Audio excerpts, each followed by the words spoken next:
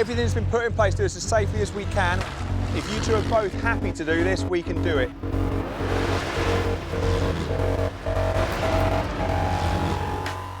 This is beyond the wildest dream. He's going to get the cut. We're going to transform the Lamborghini Huracan into an absolute drift weapon. My heart has never raced that fast in my life.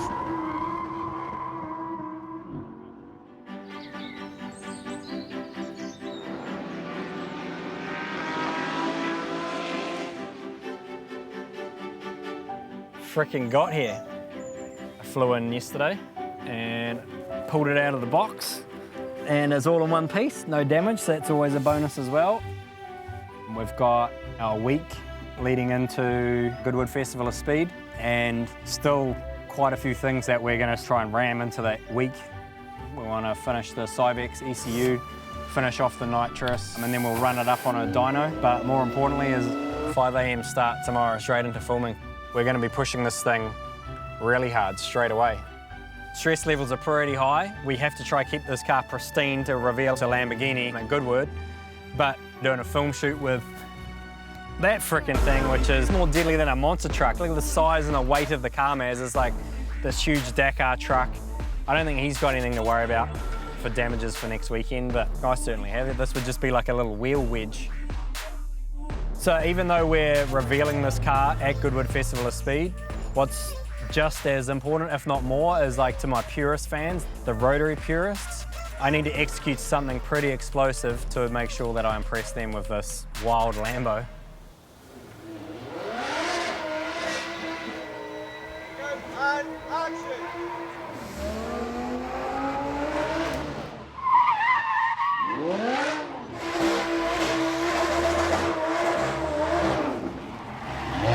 Today's going to be challenging, but that's what we love about these projects. It's just a different feeling when you wake up and you know that you're going to be hopping in a car and you're going to be pushing it to its extremes. It's a very addictive feeling.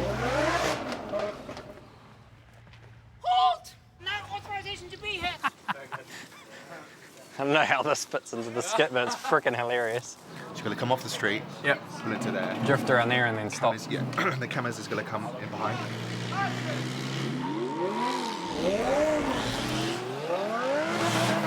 This film shoot's really important because this will be the first time that the fans get to see the car in full fury. For me, it's just more seat time. It's where I actually get to like try and learn the car a little more. I wouldn't say I'm comfortable yet. Traction control just kept coming on for some reason. So it was like fine and then intermittent, and then just coming around here, the traction control activated and then just straight away just roar. When he's starting to do a bit of a drift here and he's modulating the brake and the accelerator, it seems to like looking almost like a limp mode sort of traction control. When I was rolling, go to second gear, and then if I just slightly put my foot on the brake and then come on the throttle slowly, it goes back the same, no throttle. You'll feel it like kick once, and then there's nothing. Well, let me have a look at the pedal as well then, and then we can look at those as two options. It's pretty nerve-wracking considering, well, not even Goodwood a week away, we've got the fast part of the film shoot happening, and if you touch the brake and it comes out of throttle, that's just instant understeer and the car's just going to go straight ahead. So not ideal. We need to try find a way where we can eliminate that, otherwise yeah, it's just dangerous. As he's driving the car harder and harder, we're starting to find its problems. It has the potential for the car to not really do what he needs it to do and put him in an awkward situation. Well, at least it happened right now, doing this slow stuff. But not when that happening up the hill. Yeah, definitely fixable for Goodwood, but yeah, no comment on whether it's fixable for right now. I'll tell you what, when I actually figure this out, I'll make it look easy and then we can make it like I fixed it in like 2 seconds.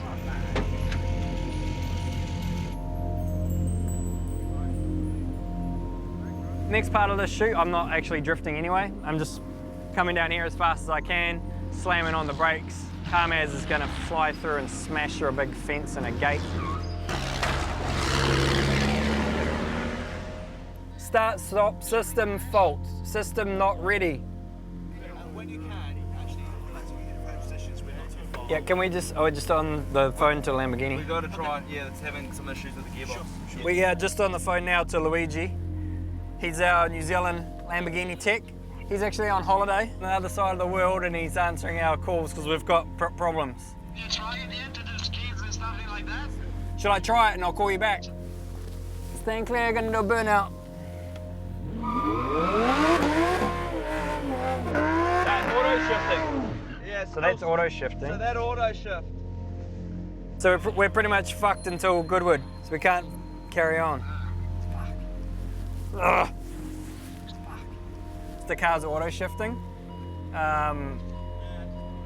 We can't drift on, well, we can do the best we can. We just have to wait to Goodwood Festival of Speed to test it there. It's unfortunate, but it's the way the cookie crumbles. Because it just goes first, second, third, fourth, like it just keeps plucking through the gears. It's good to know it's got a frickin' responsive gearbox though, fuck.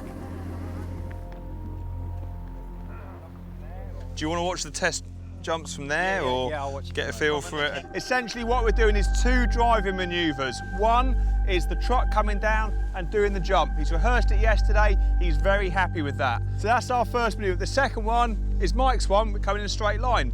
Everything's been put in place to do this as safely as we can. We've got 2 competent experts that both do what they do. If you 2 are both happy to do this, we can do it. Let's do it. Right, guys, let's do it. Here we Cool. go. So Okay, get thank the you. first truck into position.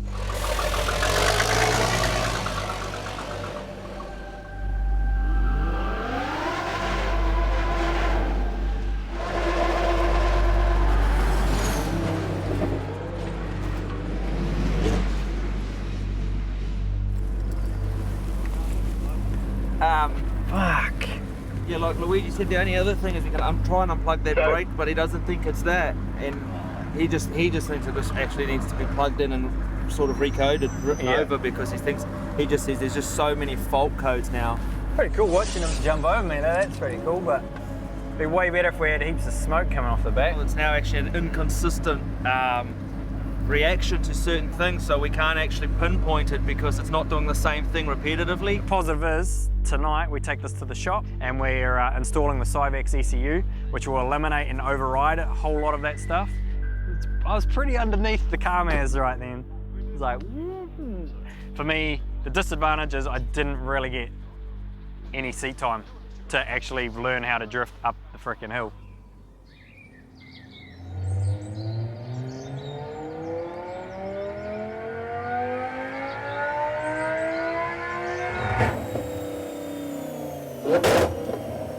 You know, with building this whole car in 4 weeks, we'll take every day we can. So we've come up to SRD tuning. We've got a dyno room, so this is where we tune the car. We've obviously changed a lot of things from factory, and we've spent the extra time.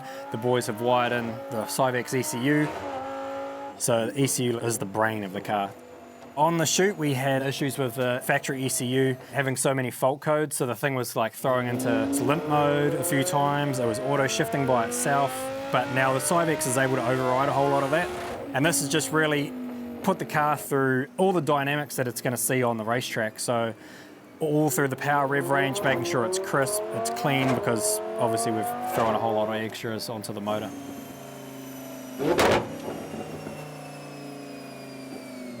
The temperatures are getting crazy, so when it's sitting there idling, you can see the exhaust literally just getting red hot. Looks freaking cool, sounds cool.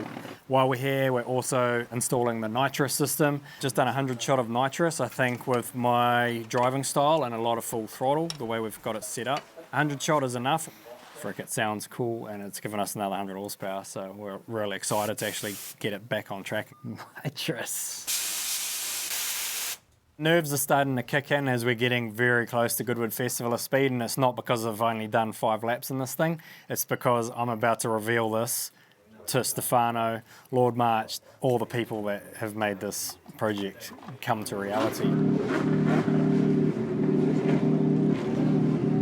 So Goodwood Festival of Speed is one of the most historic, prestigious motorsport events on the planet. It's a huge privilege to be invited. I think the coolest thing is that these priceless museum pieces of motorsport history, this is the only event that they come out for and actually get thrashed, like race pace, up the Duke's driveway, which is just crazy.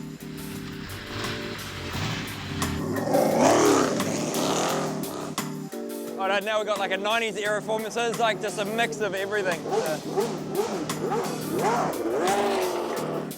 absolute fanboy. I actually feel like I'm more of a fan than part of the show when I come to these events because there's just so much inspiration from the drivers, the cars, from the 1800s through to like our current day. Hey, what's up guys? I'm Mad Mike Whiddett, Red Bull Pro Drifter from New Zealand. So do you feel you put the Mad Mike personality in this car? It's purely to entertain. This car is not built to go and win the next championship. It's just purely to put smiles on people's faces and just shock people. So Lord March is on his way over. It was me and him that, you know, brainstormed and instigated this whole project over the dinner table last year. Hey dude. Charlie, what's up, bro? The beast. This thing is insane. Oh, dude. Holy shit. Yeah, I love the Countach wheels as well. That's such a good touch. Dude, it even sounds like a Countach now as well. And the boys are still working on it now. Yeah, that's amazing. He's just doing the last tunes. I can't believe this is your first run. It's Friday night last year, wasn't it? Yeah. Mike goes to me, he goes, right, the one thing I really want to do is drift a Lambo. Who do I have to speak to do that? And I'm like, well, funny you mention it because Stefano's sitting right behind me. Let's grab him. And they just love the idea. And then Mike's been able to go and execute it and do it and build it. It's awesome. All because of this man. So first run this afternoon, 3:45, right? The scariest driveway in the world, right? Dude, this is like, well, it's the most challenging. It's like so fast, so narrow. When you come down the straight, Mike will know, there's a little dip in the road, so you can't see the corner until you're going down the dip. So if you're braking when you're going down the dip, it's already too late and you're in the hay bales because of the off-camber turn as well. Unfortunately, we've got the ABS issue on the rear left, and if the ABS is faulty, you can't turn the traction control off. The car's been built in 5 weeks. Mike has done 5 laps, maybe 6 maximum with the car, not with the new setup. So it's a very, very steep learning curve. I can't even imagine how Mikey's feeling at the moment, but like Mikey says, if he doesn't have the nerves, he's not pushing hard enough or doing a good enough job.